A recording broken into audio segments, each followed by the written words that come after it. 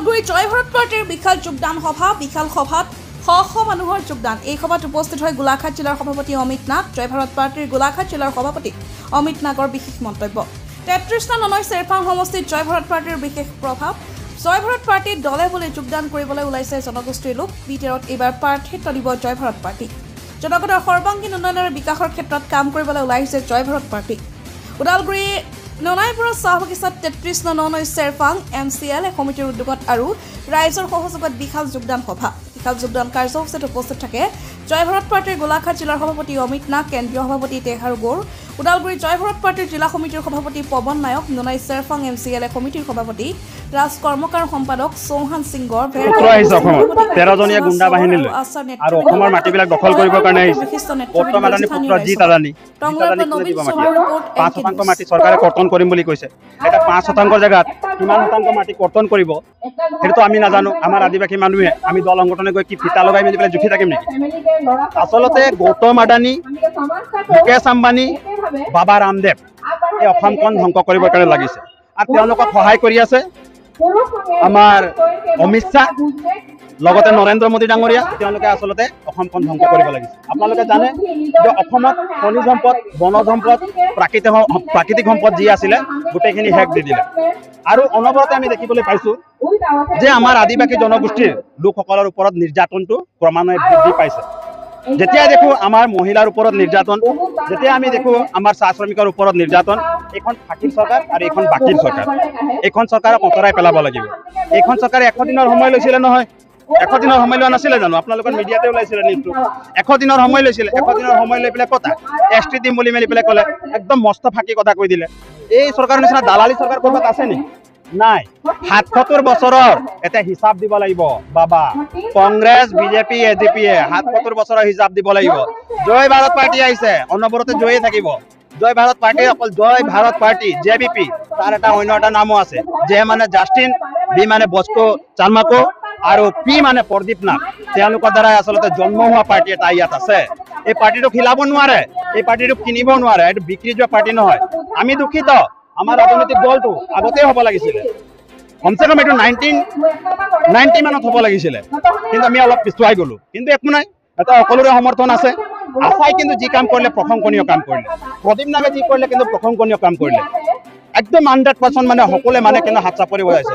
অসমৰ অলিয়ে গলিয়ে যাওক, গোটেইবিলাকত যাওকচোন, চব বিৰোধীৰ হাতত প্লাষ্টাৰ লাগি গৈছে আৰু আমাৰ হাতত মানে জয় জয় জয় জয় জয় জয় আমি দেখিবলৈ পাইছোঁ। এনেকুৱা ফাঁকি বাকী চৰকাৰক কোনো আচলতে কেতিয়াও আচলতে আমি অন্তৰত জেগা দিব নোৱাৰোঁ। দেখিবলৈ পাইছোঁ যে মহিলাৰ ওপৰত নিৰ্যাতন, পুৰুষৰ ওপৰত নিৰ্যাতন। আপোনালোকে চব গোলাঘাটৰ, কাৰ্বি আংলঙত, গোলাঘাট জিলাতো আৰু কাৰ্বি আংলঙতো আপোনালোকে চব কেনেকুৱা উচ্ছেদ অভিযান চলিছে। আমাৰ তাঁতী মানুহৰ যি নেকি অসমত 22ৰ পৰা 25 লাখ মানুহ আছে, তেওঁলোকক মুখ্যমন্ত্ৰীয়ে টক শ্ব' এটাত আপোনালোকৰ চেনেলতে কৈছিলে যে আপোনালোকক SC দিয়া হ'ব বুলি।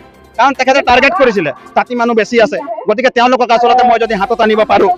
এতিয়া কথাটো হ'ল এই ইয়াত যি নেকি EM আছে, তেখেত হ'ল সঞ্জীৱ তাঁতী, হয় নে নহয়? সঞ্জীৱ তাঁতী ডাঙৰীয়া, আপোনাকে আমি প্ৰশ্ন সুধিছোঁ, আপোনাৰ মুখ্যমন্ত্ৰী হিমন্ত বিশ্ব শৰ্মা ডাঙৰীয়া যে SC দিম বুলি মেলি পেলাই কৈছিলে, আপুনি তেখেতক নুসুধে কেলে নুসুধে? আপোনালোকৰ যে তত্বাৱধানত আমাৰ জংঘলৰ পৰা যিবিলাক নেকি আচলতে আমাৰ সহস্ৰধাৰী যিসকল মানে সংগঠন আছিলে, নিষিদ্ধ ঘোষিত সংগঠন আছিলে, তেওঁলোকে যেতিয়া নেকি আমাৰ এই মূল সুঁতিলৈ ঘূৰি আহিলে, তেওঁলোককতো ক'লে যে মাহেকত বোলে 6,000কে টকা দিম।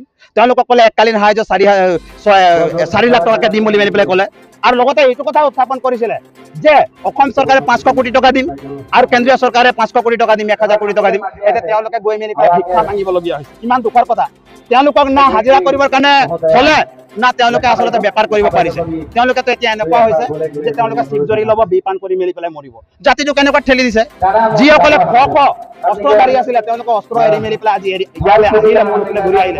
জাতিটোৰ উন্নতিৰ কাৰণে আহিছিলে, যে আদিবাসীৰ কাৰণে কিবা এটা হ'ব, চুক্তি এখন কৰিছিলে, কিন্তু এই চুক্তিটো বিফল হ'ল।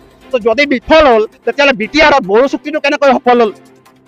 তেওঁলোকে যে যেতিয়া আহিলে, তেওঁলোকক কিয় আচলতে NDFB আছিলে, তেওঁলোকৰ লগত যেতিয়া কথা পাতিলে, ৰঞ্জন দৈমাৰী আছিলে, তেওঁলোকৰ গোটত আমি দেখিবলৈ পাইছিলোঁ, আৰু অন্যান্য যিবিলাক আছিলে, তেওঁলোকে যে নিজৰ জাতিটোৰ কাৰণে যে চুক্তিটো ভালধৰণে কৰিলে। আৰু তেওঁলোকে BTRত অকল তেওঁলোকৰে মানে প্ৰাধান্যটো তেওঁলোকে নিজৰ মানুহকে প্ৰাধান্য দিছে। আদিবাসী জনগোষ্ঠীক কিয় প্ৰাধান্য দিয়া নাই? আদিবাসী জনগোষ্ঠী 1,40,00,000 অধিক আছে অসমত। আৰু আদিবাসী জনগোষ্ঠীৰ অবিহনে কোনেও কিন্তু চৰকাৰ বনাব নোৱাৰে, এই কথাটো স্পষ্ট। এতিয়া সমীকৰণ সলনি হ'ব। কংগ্ৰেছ, বিজেপি, এজিপি, BPF গোটেইবিলাক এতিয়া সিহঁতৰ বুকুত ধাপ ধাপ ধাপ ধাপ কৰি আছে। এতিয়াতো চব উৰিবৰে বাবা, কোনো নাথাকে। আকৌ জীয়াই থাকিব নিদিওঁ ভাল ধৰণে, মানে জীয়াই থকাৰ মানে কথা এইটো কথা কৈছোঁ যে আমি মৃত্যুলৈ ঠেলি দিয়াৰ কথা কোৱা নাই, ৰাজনৈতিক যুদ্ধৰ কথাটো আমি কৈছোঁ। ৰাজনৈতিকভাৱে কিন্তু সকলোৱে কিন্তু আমি এতিয়া একদম পুৰা হস্তম হৈ আছোঁ। গতিকে এইবাৰ শিক্ষা এটা পাব। আদিবাসী একত্ৰিত হৈছে, গোটেই মানুহ একত্ৰিত হৈছে, সমগ্ৰ অসম ঘূৰি চাওক। বিৰাট ঠগিলে আমাক মিছন বসুন্ধৰা 1.0 ঠগিলে, মিছন বসুন্ধৰা 2.0 ঠগিলে, মিছন বসুন্ধৰা 3.0 ঠগিলে। আমাৰ মানুহক মাটিৰ পট্টা দিম বুলি মেলি পেলাই ক'লে, কিন্তু আমাৰ মানুহক মাটিৰ পট্টাটো নিদিলে। 1.0, 2.0, 3.0 পাঁচফালৰ জিৰ'বিলাক আদিবাসীৰ কাৰণে, আৰু বাকী 1, 2, 3 এইবিলাক বেলেগ মানুহৰ কাৰণে। তেওঁলোকে হিৰো আৰু আমি জিৰ'। বাবা আমাক বুৰ্বক বনাব নালাগে, লোহাৰ টুপি পিন্ধাব নালাগে। 60% আমাৰ ইণ্ডাষ্ট্ৰী আছে অসমত, চাহ উদ্যোগ আছে। 60% আমি 250 টকাত খাটি আছোঁ, আৰু বেলেগবিলাকে 40% যি নেকি উদ্যোগ আছে তেওঁলোকে তাত 700, 800, 1000 টকা, 1500, 2000 টকা দৈনন্দিন হাজিৰা পায়, আৰু আমাৰ 60% যি নেকি উদ্যোগ আছে তাত আমি 250 টকা পাওঁ। তেতিয়াহ'লে আমাৰ ওপৰত নিৰ্যাতন চলিছে নে নাই কওক? অৰ্থনৈতিকভাৱে আমাক আচলতে মাৰি পেলাইছে নাই কওক? ৰাজনৈতিক অধিকাৰ নিদিলেই, শৈক্ষিক অধিকাৰটো নিদিলেই, গোটেই ফালৰ পৰা আমাক বৰবাদ কৰি পেলালে। গতিকে আমি এতিয়া এনেকুৱা হ'বলৈ নিদিওঁ, ডু এণ্ড ডাই, এই কথাটো স্পষ্ট কৰি যোগেদি আমি এটা কথা স্পষ্ট কৰিব বিচাৰিছোঁ। আজি আমি অত দিনৰ পৰা ভোট দি আহি আছোঁ, কংগ্ৰেছেই হওক, বিজেপিয়ে হওক, BPF হওক, UPPL হওক, কিন্তু কোনো চৰকাৰে এই আদিবাসী পিছপৰা জনগোষ্ঠীটোৰ কাৰণে কিন্তু আজিলৈকে মাত মতা আমি নেদেখিলোঁ। আমাৰ যিখিনি লিডাৰ আমি প্ৰতিদ্বন্দ্বী কৰাই আমি জিকাই পঠাইছোঁ, অথচ তেওঁলোকেও আমাৰ জাতিটোৰ হকে কিন্তু আমি মাত মতা আমি দেখা নাপালোঁ। গতিকে আমি দুখ পাইছোঁ, আৰু সেইকাৰণে স্বৰ্গীয় প্ৰদীপ নাগৰ নেতৃত্বত আদিবাসী জাতিৰ অন্তৰৰ পৰা জয় ভাৰত পাৰ্টি জন্ম হৈছে। গতিকে এই জয় ভাৰত পাৰ্টি আমি সকলোৱে মিলি আগুৱাই লৈ যাব লাগিব।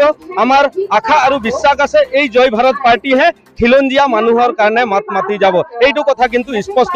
কোনো বিজেপিয়ে, কোনো কংগ্ৰেছে কিন্তু এই খিলঞ্জীয়া মানুহৰ কাৰণে কিন্তু মাত নামাতে। এই কথাটো কিন্তু মই আপোনালোকৰ যোগেদি স্পষ্ট ক্লিয়াৰ কৰি দিব বিচাৰিছোঁ। ধন্যবাদ।